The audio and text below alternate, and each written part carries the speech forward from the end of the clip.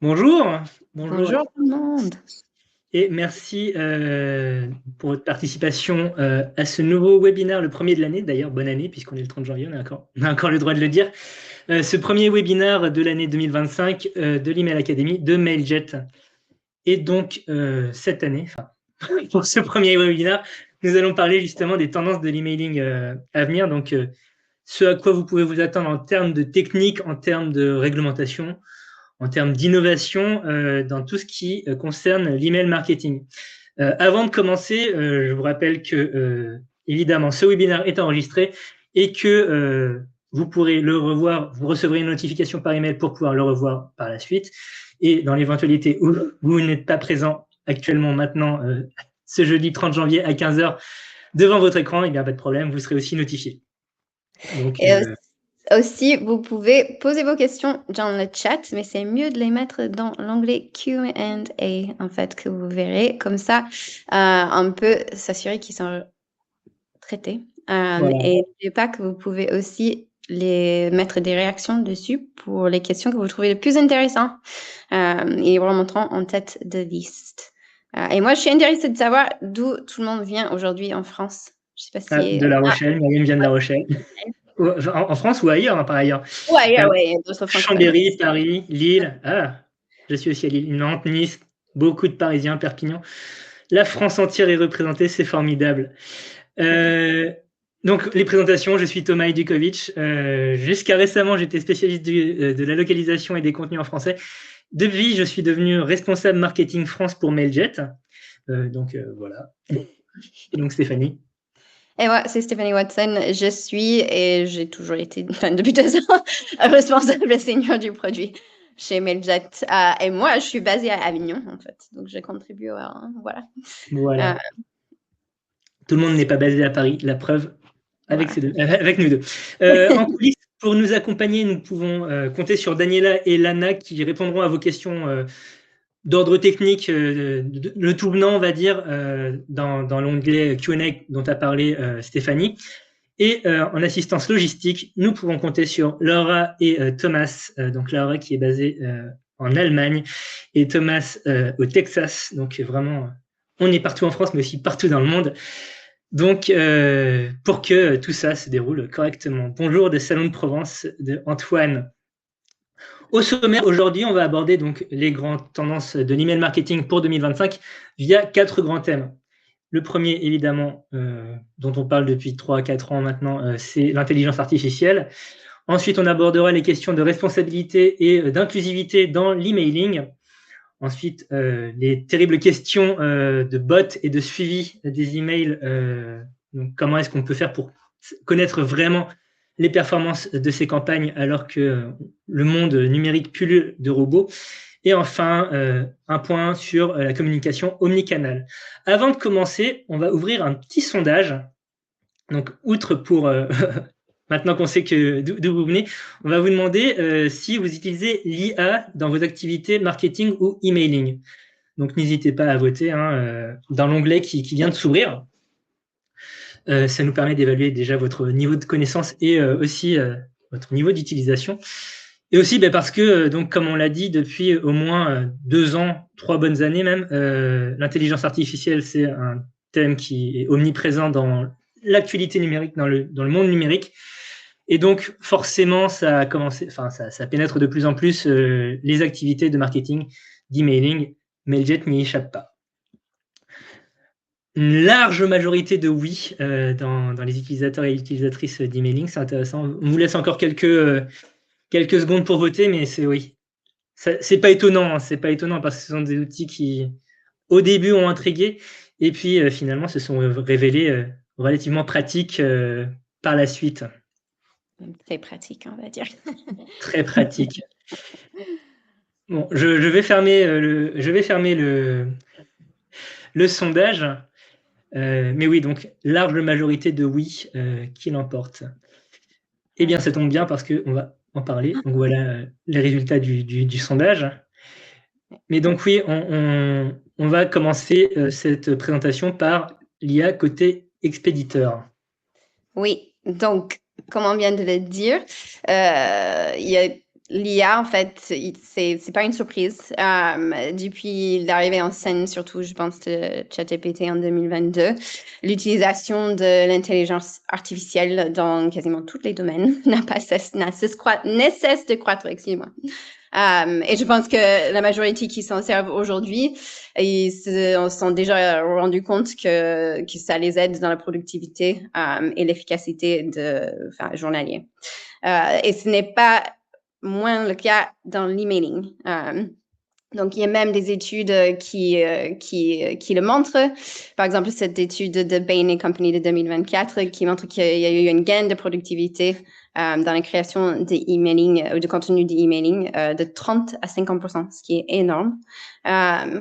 Et c'est sûr que l'exécution d'une campagne d'email peut prendre plusieurs heures jusqu'à plusieurs jours. Et l'IA ça ne peut pas remplacer un humain, on va être honnête, mais c'est souvent un très bon point de départ.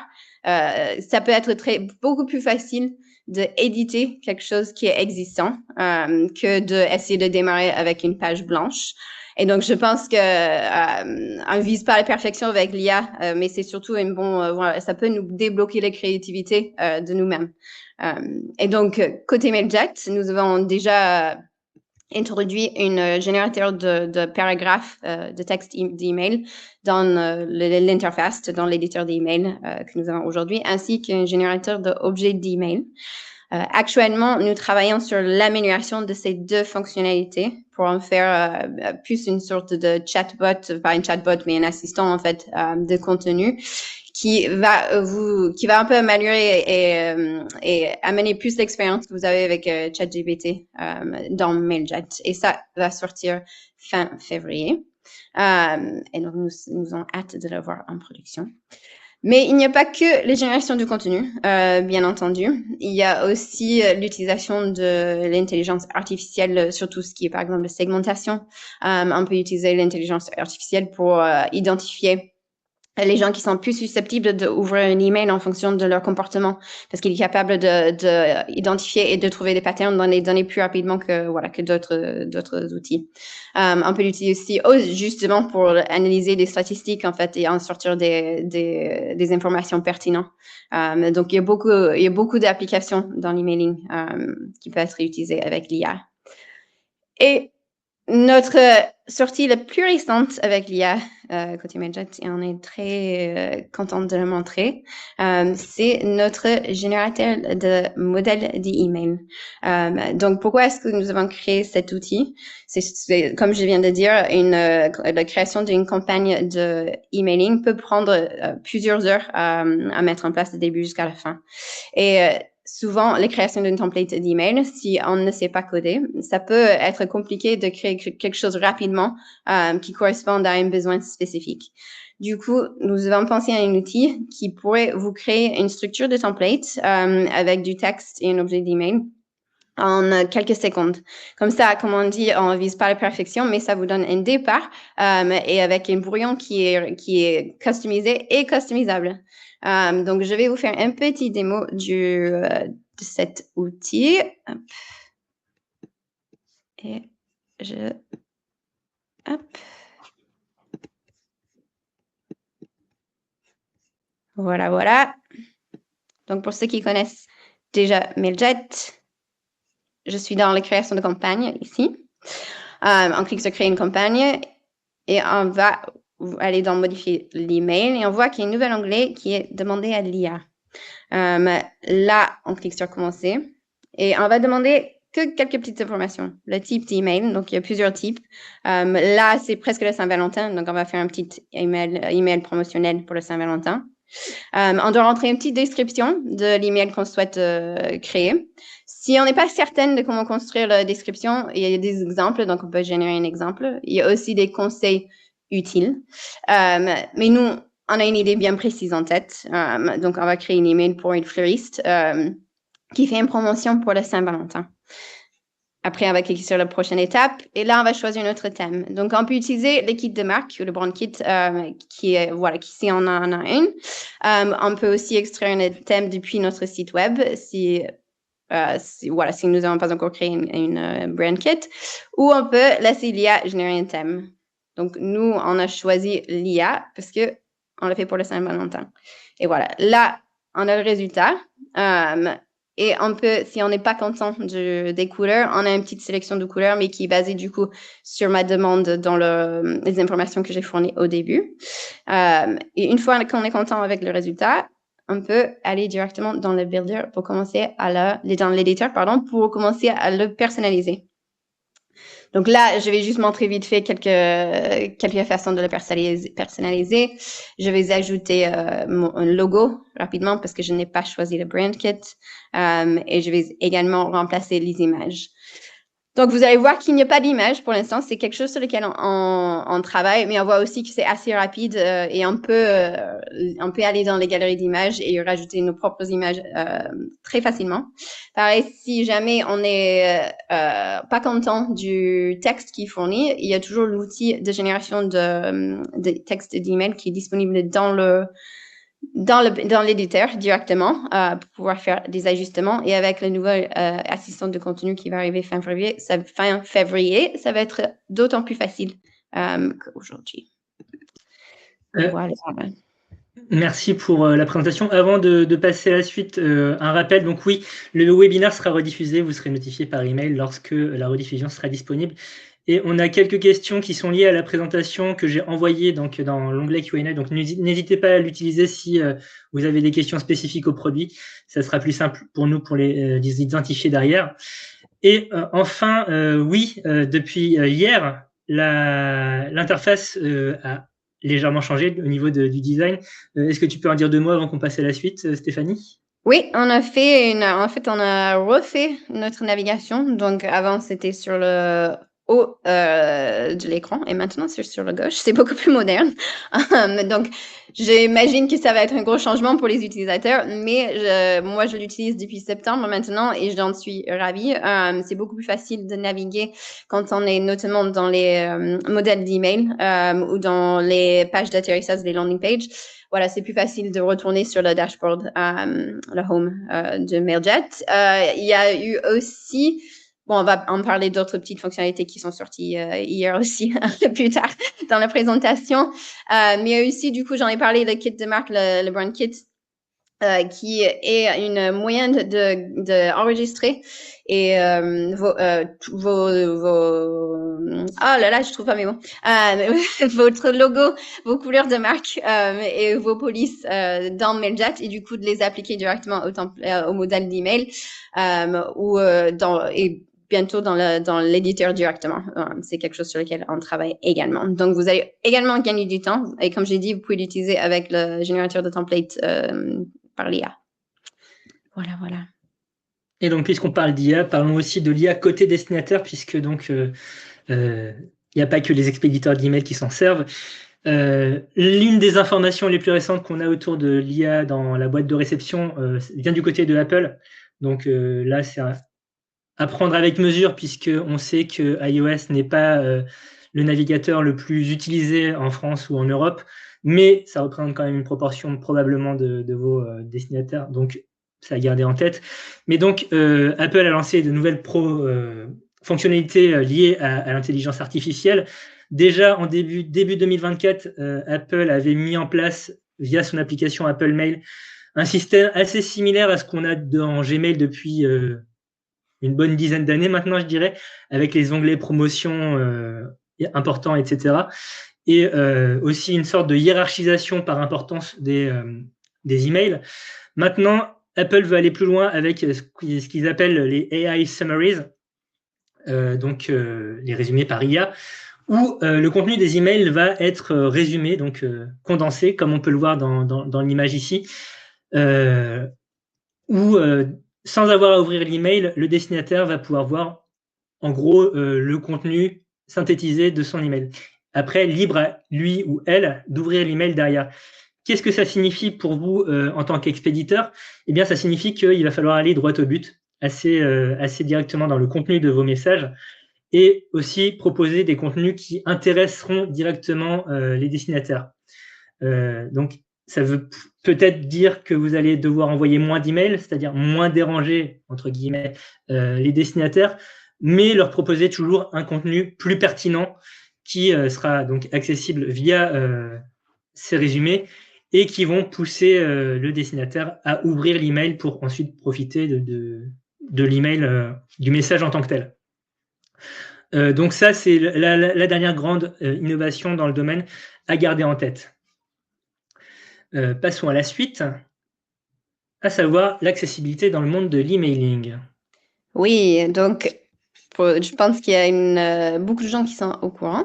Le 28 juin, il entre en vigueur de l'acte européen sur l'accessibilité. Et donc, ça n'impacte pas que l'emailing, c'est vraiment, quasiment tous les domaines qui sont impactés par cette obligation. Mais ça nous demande quand même une attention plus précise sur l'accessibilité, dans les emails. Donc, qu'est-ce que ça peut, pourquoi est-ce qu'on va parler de l'accessibilité dans les emails? Surtout parce que ça promulgue l'inclusivité des personnes en situation de handicap ou de l'électronisme. Par exemple, les malvoyants, les personnes malvoyantes, excuse-moi, doivent pouvoir aussi être capables de consommer le contenu d'un email. Et on se rend compte qu'on est loin du compte parce que d'après l'Email Marketing Consortium, on est à 99% des emails qui présentent des problèmes d'accessibilité qui sont soit critiques, soit sévères. Alors, qu'est-ce qu'on peut faire pour respecter ces normes d'accessibilité? Et les normes dont on parle, c'est la norme internationale qui est émise par le W3C, le World Wide Web Consortium, mais aussi les normes européennes. Voilà. Et on peut peut-être que le support il peut mettre des petits liens avec plus d'informations dans le chat. Mais quelques petites choses à mettre en place. C'est par exemple de vérifier le contraste des couleurs. Il y a beaucoup d'outils qui vous permettent de vérifier ça, mais on suggère un ratio de texte aux couleurs de fond de 4,5 à 1. Donc, une ratio de 1 à 1, ce serait du noir à noir, par exemple. Et du coup, il faut bien vérifier que vous avez minimum 4,5, un ratio de 4,5 à 1 pour que ça soit lisible pour les gens qui ont des problèmes de vue. Ensuite, aussi, utiliser une taille de police qui est minimum de 16 pixels, mais puis on conseille plus autour de 18 à 20 pixels dans les emails. Éviter le texte sur l'image. C'est très joli, mais ce n'est pas accessible. Donc, il y a beaucoup de discussions autour de ça, mais c'est dans la communauté d'emailing en ce moment. Mais c'est vraiment pas une bonne pratique pour l'accessibilité et parce que ça ne permet pas aux lecteurs d'écran de capturer l'information qui est sur l'image. Après, il y a aussi un format d'email qui est simplifié et sans animation, qui peut permettre aux gens qui ont par exemple le TDAH de pouvoir de mieux se focaliser sur votre email. Et ceux qui codent en HTML, ils peuvent aussi faire attention à bien mettre les balises sémantiques. Et les balises sémantiques, ça va donner plus d'informations au lecteur d'écran de ce qui est contenu dans l'email, en fait. Ça va expliquer que c'est un paragraphe, etc. Et tout ça joue dans l'accessibilité. Cette année, chez Mailjet, nous avons prévu de vous aider avec ceci. Nous allons mettre en place un outil qui va vous indiquer comment améliorer l'accessibilité de votre email. De base, nous prenons en compte déjà les sémantiques, les balises sémantiques de notre côté quand vous utilisez notre éditeur de glisser-déposer. Mais on va avoir un outil qui va vous aider à dire les contrastes de couleurs ils ne sont pas assez élevés, par exemple, ou vous avez oublié de mettre ça c'est une autre astuce que j'ai oubliée et qui est très importante, puisqu'il n'y a que 25% de les gens qui le font, c'est d'ajouter les alt textes. Et ceux qui ne connaissent pas les alt textes, je ne sais pas si vous avez déjà reçu un email dans votre boîte mail qui n'a pas les images chargées. On voit souvent un petit carré avec l'image cassée et hop, un petit texte d'à côté. Là, c'est un texte qui permet justement aux lecteurs d'écran de lire le contenu de l'image. Et du coup, l'outil qu'on va fournir va aussi vous indiquer ce type de choses. Vous avez oublié un alt texte sur l'image, vous avez oublié un alt texte sur cette icône ou sur le lien. Voilà. Donc ça devient vraiment un sujet qui est très important cette année surtout. Ça a toujours été important, mais là, on a des obligations de le respecter. Par ailleurs, je me permets d'ajouter que globalement, en moyenne, environ 20% de la population mondiale, donc c'est aussi à l'échelle d'un pays, porte un handicap en soi. Donc, certes, comme le dit Siam, un visuel, c'est toujours mieux, c'est toujours plus agréable visuellement dans un email, mais c'est aussi potentiellement, si on ne met pas en place certaines des recommandations qu'a énoncé Stéphanie, par exemple l'alt texte ou le texte alternatif, donc qui vient en remplacement ou en description d'une image qui ne sera pas lisible sur les lecteurs d'écran pour personnes malvoyantes ou non-voyantes, eh bien, on se coupe d'une partie de ce potentiel public et de cette potentielle clientèle. Donc, c'est aussi pour ça que l'accessibilité, c'est pas juste pour se donner bonne conscience, même si c'est quand même très important d'inclure toutes les personnes dans vos activités, mais c'est aussi parce que derrière, il y a un potentiel commercial. Voilà. Faut le voir aussi comme ça, je pense. Delphine demande s'il est possible d'avoir une liste complète des critères de l'acte européen sur l'accessibilité. Oui, dans l'acte européen sur l'accessibilité, mais il est en lien dans un article qu'on va vous partager de toute façon dans l'email récapitulatif et que l'équipe a peut-être déjà même partagé dans le chat qui récapitule justement les différentes tendances de cette année 2025.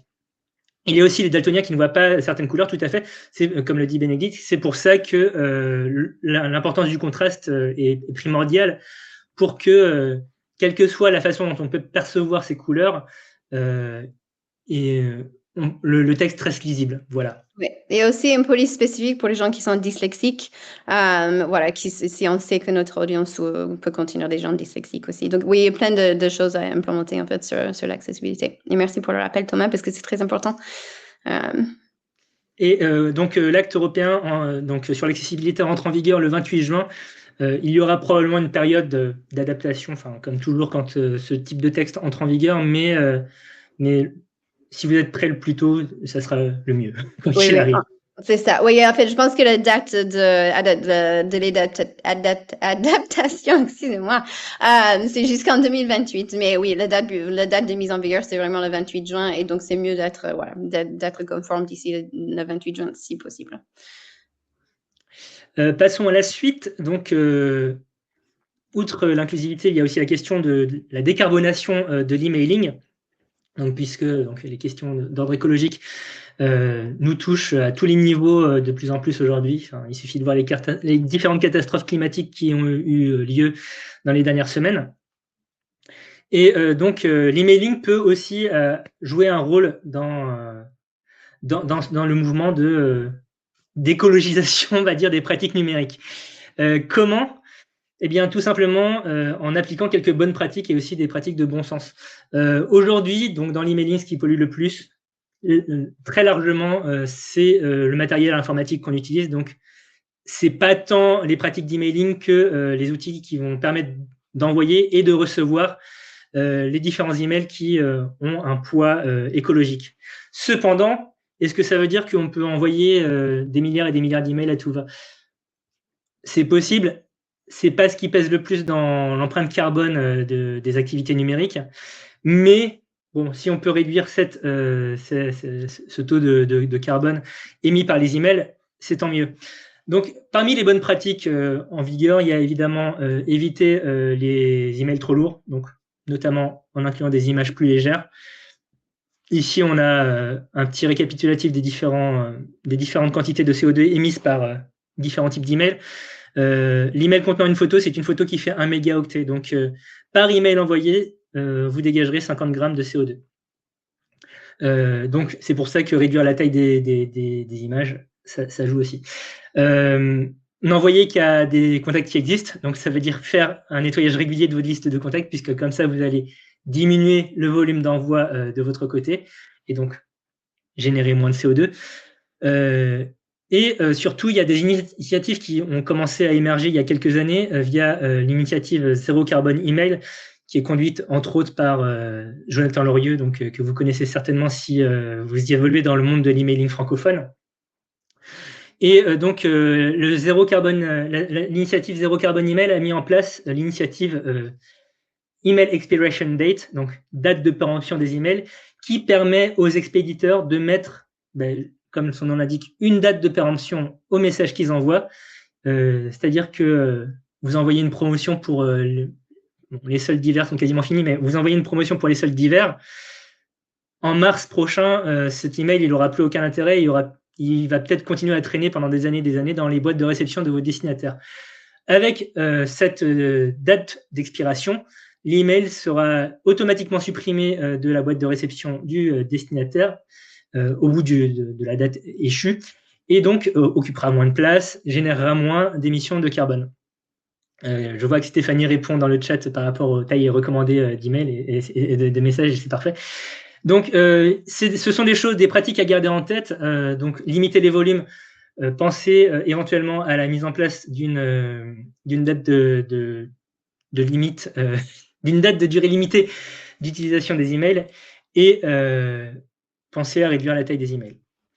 Comment fait-on pour calculer le poids du mail? Il y a des outils pour ça normalement, notamment Email on Acid, mais peut-être que tu peux compléter les propos, Stéphanie. Honnêtement, j'ai pas en tête une outil, mais je pense qu'on peut chercher, on peut aussi mettre ça peut-être dans les liens qu'on envoie. Oui. Je ne sais pas si quelqu'un a côté support, si vous avez une suggestion. J'avoue que nous, on utilise Email on Acid en interne, donc c'est vraiment quelque chose qu'on sait aussi, mais c'est notre produit, c'est notre produit partenaire. Voilà, mais oui, il doit en exister qui sont gratuits. Voilà. C'est sûr. Et puisqu'on parle d'envoi, passons à la question toujours un peu technique, un peu rébarbative, mais très importante, de la délivrabilité. Donc, cette année encore, en 2025, il va vous falloir gérer de façon plus proactive votre délivrabilité. Qu'est-ce que ça veut dire? On va expliquer les termes un par un. Donc, la délivrabilité, on le rappelle, c'est le fait que les emails arrivent bien en boîte de réception et pas en dossier spam ou ne soient pas livrés tout simplement. Et donc, qu'est-ce qu'on entend par gestion toujours plus proactive? Comme vous le savez certainement, en février 2024, donc il y a quasiment un an maintenant, Yahoo Mail et Gmail ont mis en place des politiques assez restrictives à l'attention des expéditeurs d'emails importants. Et par expéditeurs d'emails importants, ils parlaient de personnes qui envoient au minimum 2500 emails par semaine. Donc, c'est une limite assez basse. Et donc, Yahoo et Gmail ont demandé à ce que ces expéditeurs mettent en place systématiquement les protocoles SPF et DKIM, donc deux protocoles d'authentification et de validation de l'expéditeur.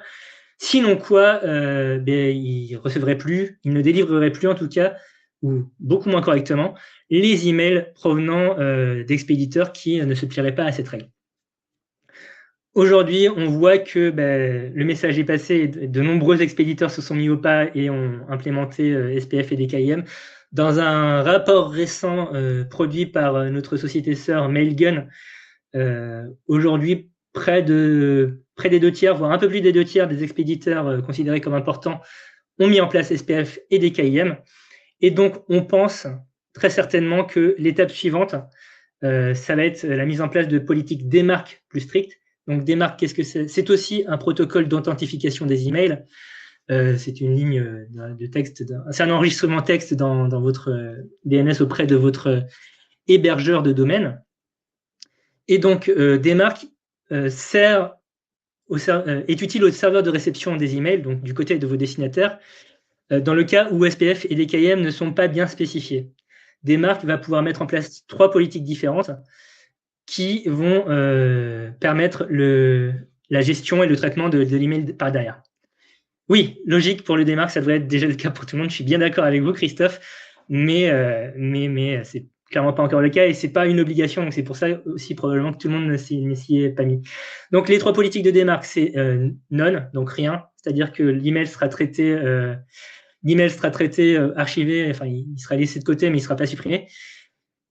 il y a quarantine, donc la mise en quarantaine de l'email, et il y a reject, donc le rejet même de l'email en tant que tel. Aujourd'hui, il n'y a pas de politique qui est imposée par Yahoo, Gmail ou tout autre service de webmail ou fournisseur d'accès Internet. Par contre, avec les discussions qu'on a chez ces opérateurs, chez les acteurs de l'emailing, on tend à se diriger vers une politique quarantine, voire carrément reject, pour être sûr de ne pas avoir affaire à une usurpation d'identité par email, on va dire.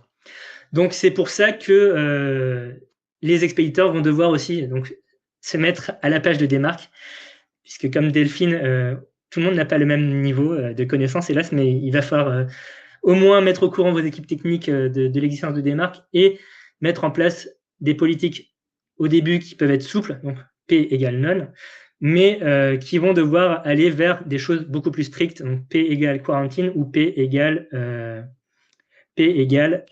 reject, pardon. Donc ça, c'est le premier point sur la délivrabilité et la gestion proactive de la délivrabilité.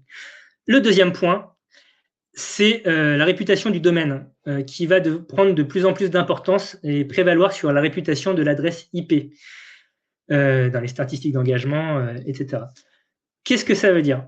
En tant qu'expéditeur d'email, toujours auprès de ces acteurs de l'emailing que sont les webmails, donc comme Gmail ou Yahoo Mail, et les fournisseurs d'accès, donc SFR, Orange et compagnie, vous avez une réputation d'expéditeur. Voilà. Elle peut varier de service en service, mais vous êtes connu chez ces services comme expéditeur d'email et donc ils associent une note à ce que vous envoyez. À ce jour, beaucoup de la réputation se basait sur le contenu de l'email, évidemment, les bonnes pratiques que vous mettez en place, on se répète, ce genre de choses, mais aussi et surtout la réputation de votre adresse IP d'expéditeur, puisque c'est un peu comme votre adresse postale, on va dire, en tant qu'expéditeur d'email. Si l'adresse IP était bonne, avait bonne réputation, normalement, l'email était distribué, délivré auprès des différents acteurs. Aujourd'hui, la réputation de domaine va prendre de plus en plus d'importance. Pourquoi ? Tout simplement parce que y a de plus en plus d'adresses IP qui sont partagées entre différents expéditeurs, notamment si vous utilisez Mailjet, vous utilisez peut-être une adresse IP partagée, donc qui est commune à plusieurs personnes. Et donc après un temps où les acteurs de l'emailing filtraient, étaient en contact avec les services type Mailjet pour savoir si tel ou tel expéditeur sur telle ou telle adresse IP était valide ou pas. Aujourd'hui, ces acteurs vont changer de trajectoire, changer de façon de faire pour s'intéresser davantage au domaine, donc qui est, si l'adresse IP, c'est l'adresse postale, le domaine, on va dire que c'est votre nom et votre prénom, donc qui concerne directement la marque que vous représentez, et donc qui va avoir une réputation associée à la marque plutôt que à l'adresse. Comme le dit Christophe, il y a plusieurs outils qui permettent de connaître la réputation, comme Google Postmaster. Et MailGoOptimize, effectivement, permet de centraliser tout ça. Donc, comment maintenir la réputation de votre domaine? Encore une fois, ça repose sur des bonnes pratiques et la mise en place des différents protocoles dont on a parlé, donc SPF, DKIM, des marques, éventuellement BIMI, qui est un protocole adossé à des marques, mais on ne va pas rentrer dans le détail, et qui montrera votre capacité à mettre en place donc ces bonnes pratiques de l'emailing, qui montrera que vous êtes un expéditeur ou une expéditrice valide et raisonnable, et donc qui ensuite derrière vous permettra de livrer les emails. Un autre paramètre dont on va parler un petit peu plus dans la prochaine slide, mais qui est aussi important dans ce contexte-là, c'est la prise en compte de plus en plus avancée des statistiques d'emailing. C'est-à-dire que les acteurs de l'emailing vont regarder si vos destinataires ouvrent vos emails, cliquent dedans, combien de temps ils peuvent passer dedans, pour montrer pour comprendre s'il y a un intérêt pour les contenus que vous envoyez. Donc, s'ils constatent que effectivement les gens lisent vos emails, les ouvrent, cliquent dedans, ça montre un intérêt actif pour ce que vous avez à proposer. Par contre, s'ils constatent que vos statistiques sont relativement basses, il y a des chances pour que une partie de vos emails soit filtrée soit dans d'autres onglets, soit dans le dossier spam. Je pense que c'est important parce que je regarde des gens dans le chat de préciser que quand on n'est pas quelqu'un qui a son propre adresse IP et qu'on est sur un IP partagé sur un service tel que MailJet, c'est souvent la plateforme qui s'occupe de votre délivrabilité. Donc, eux, ils vont veiller sur la réputation de l'adresse IP et s'assurer qu'il n'y a pas une baisse de réputation. À votre niveau, comme il vient de dire Thomas, vous pouvez regarder vos statistiques. Si vous voyez que vous avez un taux d'email qui sont en bounce, donc c'est-à-dire qui soit hard bounce, soit soft bounce, Thomas, tu peux peut-être donner les termes corrects en français. Les rebonds permanents ou les rebonds temporaires. Yes. Donc, rebond temporaire, on en avait déjà parlé dans le précédent webinaire, donc je vous invite à le regarder après celui-ci. Mais c'est les adresses c'est les emails qui rebondissent, donc parce que soit la boîte de réception du destinateur est pleine, soit parce qu'il y a une coupure de serveur et donc temporairement ça n'a pas pu arriver, etc. Voilà. Et du coup, si vous voyez que vous avez un taux de rebond qui est très élevé, ou si vous voyez que vous avez beaucoup de vos contacts qui vous marquent comme spam, ou si vous voyez qu'il y a beaucoup de désabonnements à vos emails, ce sont des indicateurs qui jouent sur la délivrabilité et à lesquels vous pouvez faire attention à votre niveau, même si vous n'êtes pas un gros envoyeur et que vous n'avez pas une adresse IP dédiée, etc. Donc vraiment, ces choses-là, ils vont vous donner une bonne indication de est-ce que vos emails, ils arrivent en plus de votre taux de délivrabilité global qui est remonté excuse-moi, dans les stats par MailJet et d'autres plateformes email. Si vous voyez que vous avez un taux de délivrabilité de 85%, il est peut-être temps de nettoyer vos contacts, même il est certain. Donc, et ça, c'est vraiment une bonne pratique. Voilà, c'est vraiment, il faut nettoyer vos contacts au moins tous les trimestres. Ça peut être à chaque envoi de campagne aussi, si vous le souhaitez, si vous envoyez par exemple une fois par mois, une fois par semaine, mais au moins une fois par trimestre pour bien maintenir une base saine, parce que ça vraiment, ça joue sur votre délivrabilité globale. Je voulais juste préciser, parce que je sais que c'est un sujet qui est assez complexe, voilà, et qui peut faire peur quand on en parle. Passons à la suite. Te concerne davantage, Stéphanie. Eh oui. Donc là, on vient de parler des statistiques et l'importance. Mais bon, on parlait plutôt des statistiques de livrabilité. Là, on parle plutôt de statistiques d'engagement. Donc, je pense que si vous avez envoyé une campagne, vous avez déjà remarqué que vous avez, par exemple, un taux de clic qui est extraordinaire et qui n'est pas réel. Ce sont souvent à cause des bots. Il y a des bots, quand on parle de bots, c'est pas forcément des bots malicieux, voilà, des bots qui vont, voilà, vous essayer de voler votre IBAN et tout votre argent, mais c'est plutôt des bots de sécurité. Souvent, les entreprises, par exemple, ils ont une politique de sécurité. Et quand ils reçoivent une email depuis une adresse inconnue, il va y avoir une bot qui va vérifier que l'expéditeur est quelqu'un qui n'est pas risqué et ils vont analyser l'email avant de l'envoyer dans la boîte mail du récipient. Du coup, sans pouvoir les détecter, ça peut augmenter de façon extraordinaire, en fait, nos statistiques. Et bon, après, ça fait plusieurs années que le taux d'ouverture est devenu c'est de moins en moins fiable. Notamment, il y a Apple Mail qui a mis en place, c'était en 2019 ou même avant, la politique où ils ouvrent tous les mails. Donc, tous les mails sont marqués ouverts qui passent par Apple Mail. Donc, c'est pas forcément une statistique très fiable depuis un certain temps déjà. Mais les clics, ça devient de plus en plus faussé aussi avec des bots de sécurité que je viens de décrire. Après, des choses que vous pouvez mettre en place à votre niveau, mettre en place des liens invisibles. Vous pouvez aussi regarder vos statistiques pour voir s'il y a des anomalies. Bon, ça, c'est très manuel. Quand je travaillais dans l'email marketing, je le faisais souvent. Mais là, c'est d'aller voir, hop, cette personne n'est pas marquée comme ouvert. Pardon, il est marqué comme... excuse-moi. Cette personne est marquée comme ouvert, mais il a cliqué, etc. Ça peut être un bot. y a certains indicateurs qui peuvent indiquer que c'est un bot et pas un humain qui a cliqué sur votre email. Si vous envoyez beaucoup d'emails à une même domaine et que vous voyez qu'ils ont été ouverts ou cliqués tous en même temps, c'est probablement un bot. Donc, il y a certains indicateurs que vous pouvez regarder à votre niveau de statistique, dans vos statistiques actuelles pour surveiller un peu tout ça. Bon, ça reste très manuel. Du coup, Mailjet a mis en place un outil qui pourrait vous aider à le faire de façon automatique, qui est notre détecteur d'activité de bot qui a été lancé hier.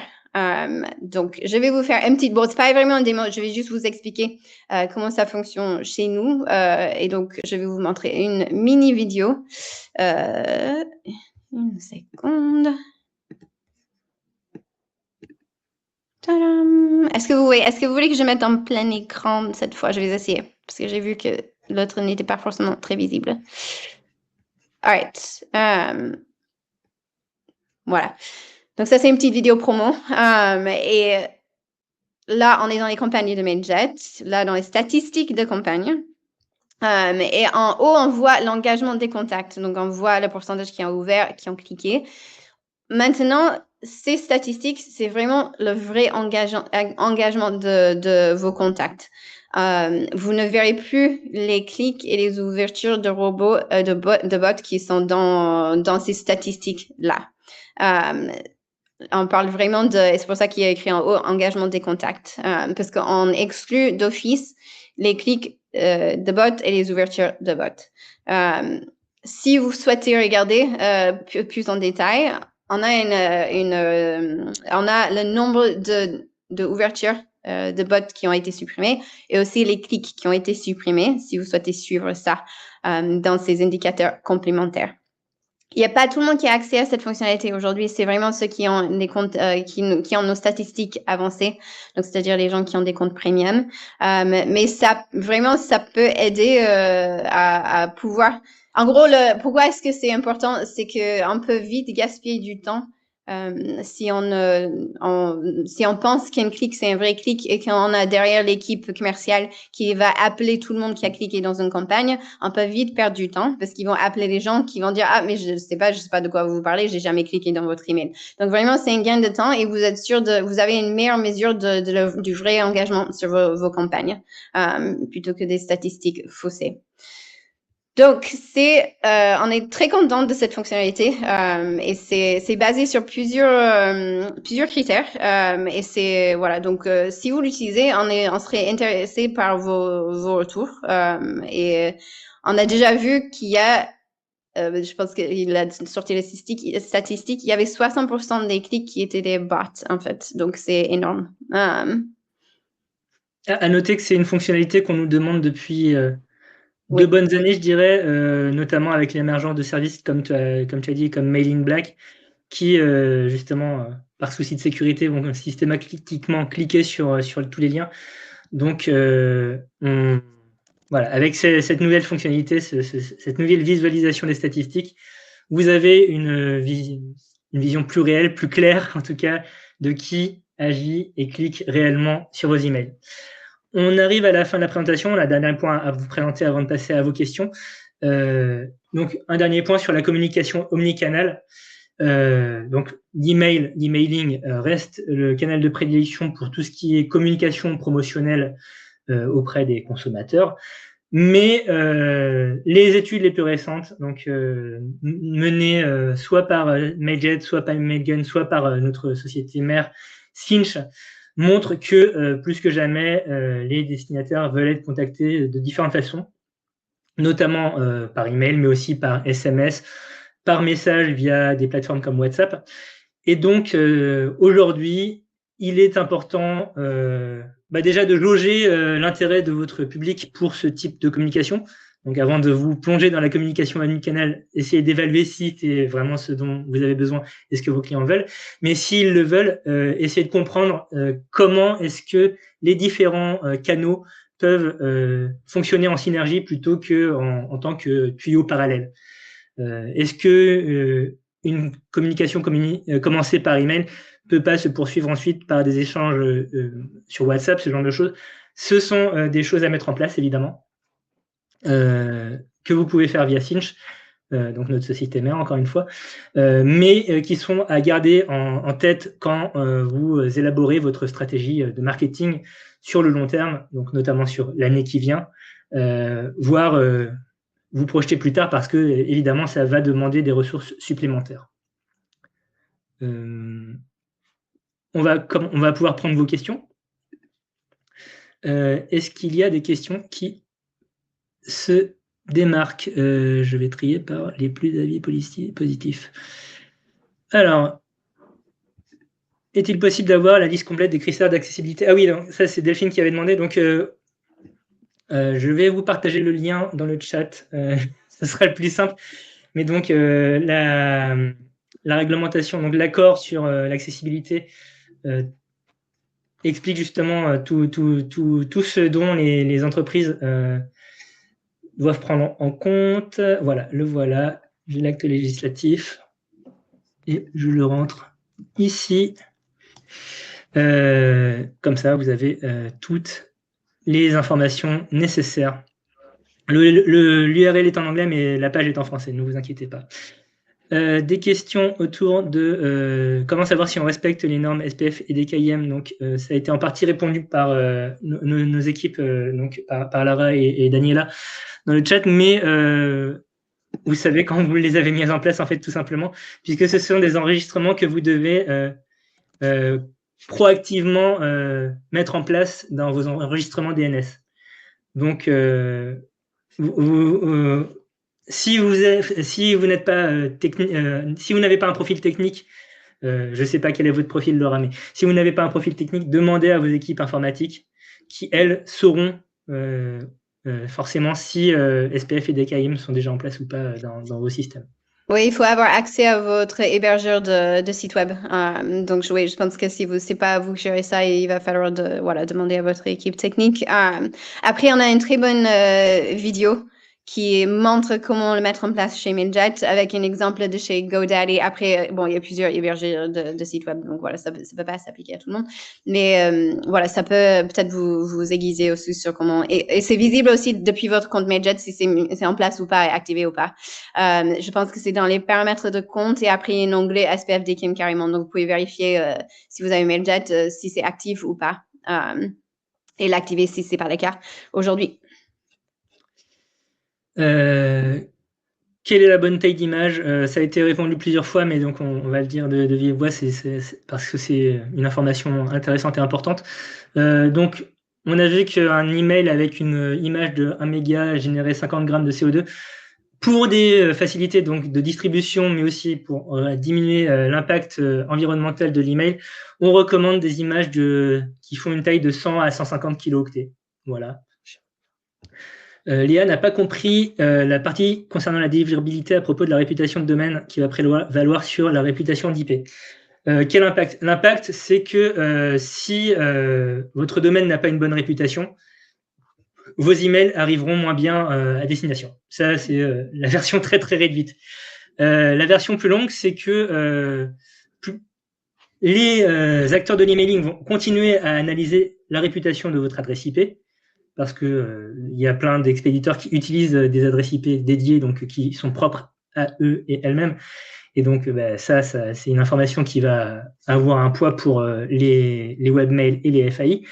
Mais comme la réputation de domaine, comme le domaine est quelque chose de propre à l'entreprise, la structure dans laquelle vous travaillez, on va s'intéresser davantage à sa réputation puisque c'est associé vraiment à une entité unique et pas à plusieurs, comme ça peut être le cas avec une adresse IP partagée. Donc, c'est pour ça qu'il faut continuer à entretenir votre réputation de domaine. C'est pas important. Voyons voir. Comment voir le poids total de notre campagne avant l'envoyer? On en a déjà parlé rapidement. Stéphanie l'a abordé rapidement. Mais donc, il y a différents outils dont on n'a pas les noms en tête actuellement, mais qu'on pourra partager plus tard dans l'emailing qui permettent de voir ça gratuitement. Oui. Il y en a plein. Il y a Karine qui parle de son abonnement. Pardon, je vais juste traiter ça rapidement. Bronze Karine, en fait, ce sont nos abonnements qui sont très, très anciens. Pour avoir toutes ces nouvelles fonctionnalités, il faut passer sur un abonnement d'actualité, en fait. Et du coup, voilà, je peux peut-être vous contacter par la suite pour vous expliquer comment faire ceci et trouver le bon abonnement qui correspond déjà à votre... je pense que ce serait probablement une premium 15K, mais on peut vous aider ou aiguiser là-dessus si besoin. Il y avait une question. Pardon. Vas-y. J'allais dire, il y avait une question aussi sur les rebonds. Oui, c'était celle-ci que je voulais faire remonter, donc c'est parfait. Donc, attendez, parce que là, la question a bougé, donc... Voilà. Sébastien qui demandait si il devait supprimer les contacts en rebond temporaire de sa base de contacts. Non.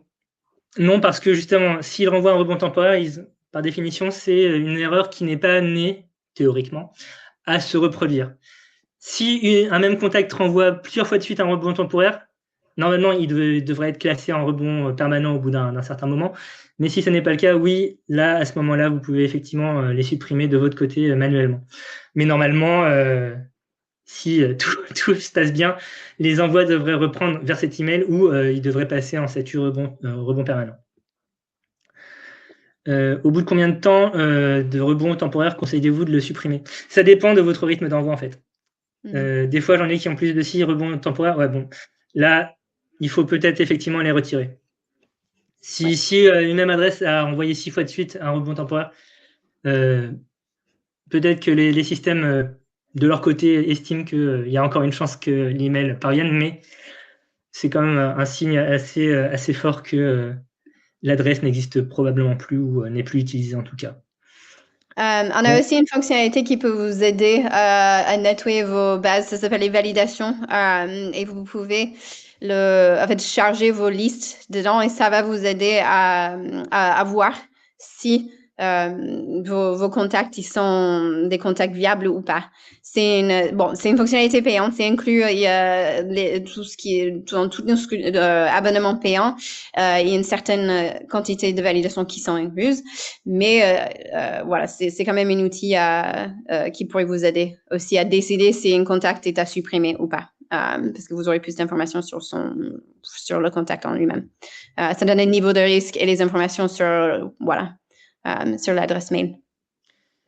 Océane, qui a une question très intéressante à propos de la réputation. Donc, s'il s'avère que notre réputation n'est pas bonne, comment l'améliorer afin de maximiser la délivrabilité?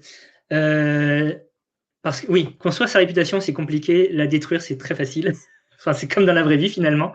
Et donc, pour reconstruire, rétablir votre réputation d'expéditeur ou d'expéditrice, il va falloir montrer patte blanche auprès des acteurs de l'emailing. Et pour montrer patte blanche, il n'y a pas 36 façons. Il y a d'abord le suivi, évidemment, des bonnes pratiques, mais surtout entamer un processus de réhabilitation de votre domaine d'envoi ou de votre adresse IP, notamment en faisant ce qu'on appelle, nous, des envois un peu cadencés, c'est-à-dire commencer par des petits envois auprès d'adresses dont vous savez qu'elles sont réactives et qu'elles fonctionnent, pour montrer qu'il y a un intérêt de la part de vos destinataires par rapport à vos envois, et d'augmenter ce volume d'envoi au fur et à mesure sur plusieurs campagnes, pour justement augmenter cette cadence et montrer qu'il y a toujours un intérêt croissant pour ce que vous avez à proposer, et donc montrer que, in fine, vous proposez un contenu légitime. C'est parfois un peu fastidieux parce que si vous ne l'envoyez pas quotidiennement, ça va prendre du temps, mais c'est peut-être le moyen le plus efficace derrière pour construire et rétablir une réputation de domaine et ou d'adresse IP.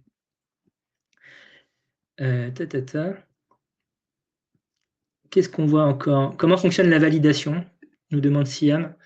J'imagine que vous parlez de la validation d'adresse email, donc de la fonctionnalité de Mailjet. Est-ce que tu peux répondre à ça, Stéphanie? Pardon, il y a eu une coupure. Est-ce que tu peux répéter, pardon, Thomas? Oui, Siam demandait comment fonctionnait le système de validation des adresses de Mailjet. Oui, en fait, c'est basé sur je ne sais pas si on peut En fait, c'est un peu une algorithme qui est entre guillemets secret. Mais en fait, c'est basé sur les données je trouve pas les vocabulaires en français aujourd'hui. Je suis désolée. L'expédition, oui. du fait de notre activité, on a Merci. concrètement accès à absolument toutes les adresses email. Enfin, il y a un moment ou un autre, les adresses email du monde entier sont passées via nos services, et donc on a pu évaluer, entre autres, la validité de certaines d'entre elles. Ouais. Après, il n'y a pas que, mais en fait, c'est géré par Mailgun Optimize, du coup. Voilà. Donc, c'est le même produit que chez eux. Donc, voilà. Voilà. Et ça prend aussi en compte, par exemple, les fautes de frappe. L'adresse entrée est un Gmail plutôt qu'un Gmail, et ça, voilà, ça sera détecté par notre algorithme qui soit suggérera une correction, soit filtrera carrément l'adresse. J'ai vu que nous avions Jean-Luc qui rejoint en cours de route. Bonjour Jean-Luc, vous arrivez un peu en retard, mais oui, il y aura un replay après, ça sera envoyé à toutes les personnes inscrites au webinaire. Donc, normalement, si vous êtes dans le chat, vous le recevrez aussi plus tard. Est-ce qu'un email mal orthographié est automatiquement corrigé? Donc, c'est justement ce dont on parlait, Alexandre. Normalement, il est filtré. Il est filtré. Voilà. Je pense qu'on a fait le tour.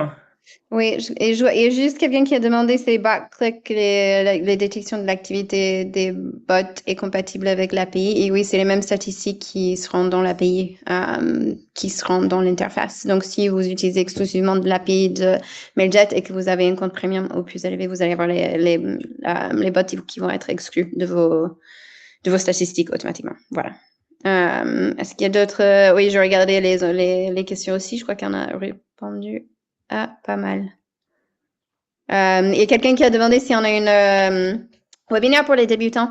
C'est quelque chose qui n'existe pas aujourd'hui, mais qui revient souvent comme demande. Donc, c'est, je pense, en cours de discussion. Après, si vous êtes nombreux à le demander, voilà, faites-nous savoir. Parce que plus vous êtes nombreux, plus on est susceptible de le mettre en place. Voilà. Et webinaire pour la communication interne, ça c'est intéressant, Florentin. Voilà, ça peut être un sujet. C'est vrai que c'est pas un sujet auquel on s'est attaqué pour l'instant.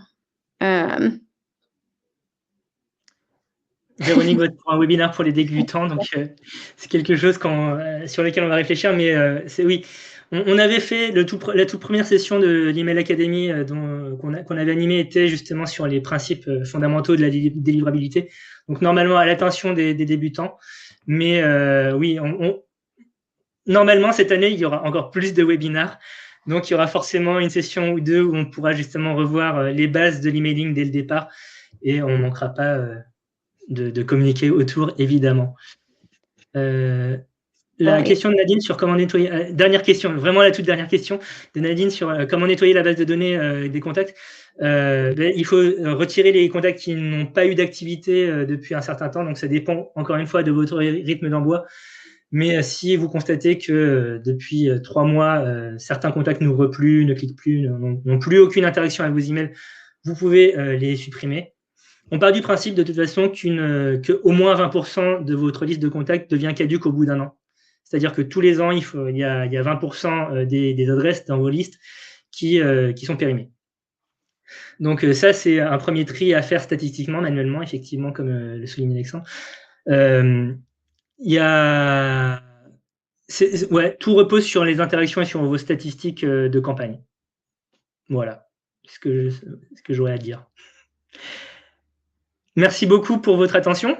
Oui, merci beaucoup. Notre prochaine session, elle est prévue, mais on n'a pas encore de date, donc on vous tiendra au courant très rapidement. On tiendra aussi au courant du thème. D'ici là, n'hésitez pas à poser vos questions à notre support par ticket ou par email. Ils s'efforceront d'y répondre, évidemment. Merci à toutes et tous. Bonne journée. Bonne journée.